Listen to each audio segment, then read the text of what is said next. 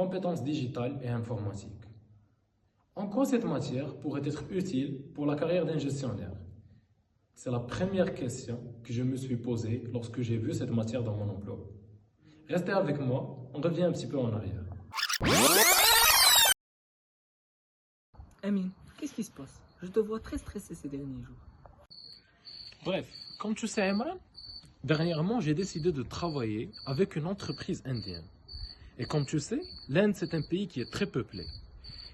Et on m'a donné une tâche qui est très difficile, c'est de gérer leur base de données. Et pour le faire, je dois confronter une masse très grande d'informations. Et je sais vraiment pas comment le faire. Ah, je vois. Je te propose une solution. C'est de suivre les cours de Monsieur Red. Alors, Amine, où en es-tu avec mon nouveau travail?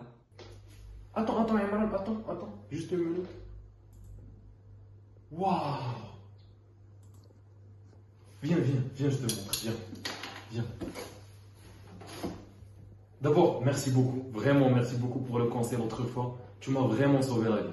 Est-ce que tu sais que j'ai pu, grâce à ton conseil, j'ai suivi les cours de Monsieur Reda et j'ai pu transformer cette base de données. Regarde, viens par ici, regarde. On a ici, alors on a ici, regarde combien de lignes.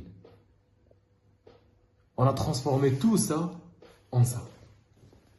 Pour mieux comprendre les étapes qu'on a pu suivre pour transformer notre base de données en visuel Power BI, on a suivi plusieurs étapes. D'abord, on a commencé par transférer notre base de données d'Excel vers Power Query. Après, on a transformé notre donnée Power Query en visuel Power BI. Pour le faire, il fallait suivre plusieurs étapes.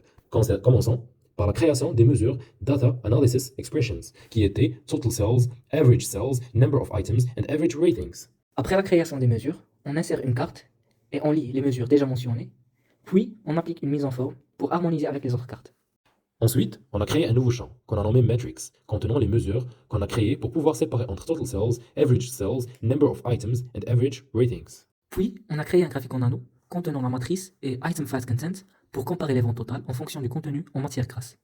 Ensuite, nous avons créé des barres empilées verticales, nommées Fat Contains by Outlet. Leurs objectifs étaient de comparer les ventes en fonction du contenu en matière grasse, low fat and regular.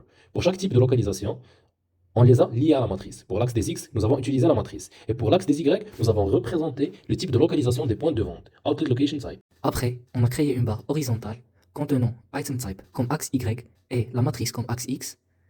Cette barre a pour objectif d'analyser les ventes totales par catégorie de produits. Après, nous avons décidé de créer un graphique des ventes par année. L'objectif était de visualiser les ventes totales en fonction de l'année de création des magasins. À travers un graphique clair et structuré, nous avons utilisé Outlet Establishments Year pour l'axe des X et Sales by Year pour l'axe des Y. Après, on a créé un camembert pour objectif d'afficher la proportion des ventes en fonction de la taille des points de vente. Après toutes ces étapes, nous avons décidé de créer des barres empilées horizontales pour représenter la répartition des ventes par Outlet Location. L'objectif était de visualiser les ventes totales selon le type de localisation des points de vente. Nous avons utilisé Outlet Location Type pour l'axe des Y, intégrer un graphique en barre empilée horizontale, ajouter des étiquettes de données pour afficher les valeurs et appliquer une plaquette de couleurs afin de différencier les types. Puis, on a créé un tableau contenant Outlet Type, Total Sales, Average Sales, Number of Items, Average Ratings and Item Visibility pour objectif de comparer les indicateurs clés, les ventes, les évaluations, visibilité, par type et localisation. Puis, on a créé un tableau contenant Outlet Type, Total Sales, Average Sales, Number of Items, Average Ratings and Item Visibility pour objectif de comparer les indicateurs clés, les ventes, les évaluations, visibilité, par type et localisation. Et finalement, nous avons créé des segments pour pouvoir sélectionner l'élément qu'on veut visualiser. Est-ce que tu peux imaginer que j'ai pu faire ça? J'ai suivi les cours de Monsieur Reda et j'ai réussi de le faire. Merci Emran.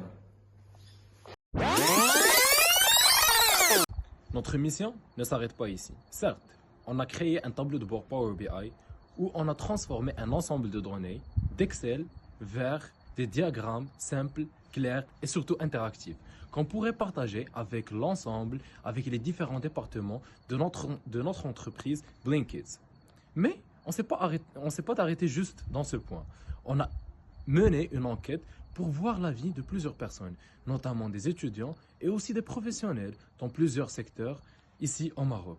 Et surprise, on a trouvé que ces personnes, et surtout les professionnels qui travaillent au sein de plusieurs entreprises, utilisent Excel et Power BI presque chaque jour. Donc ce qu'il faut comprendre, c'est que ces outils, ils sont très essentiel, voire indispensable pour la carrière de tout professionnel et de chaque personne.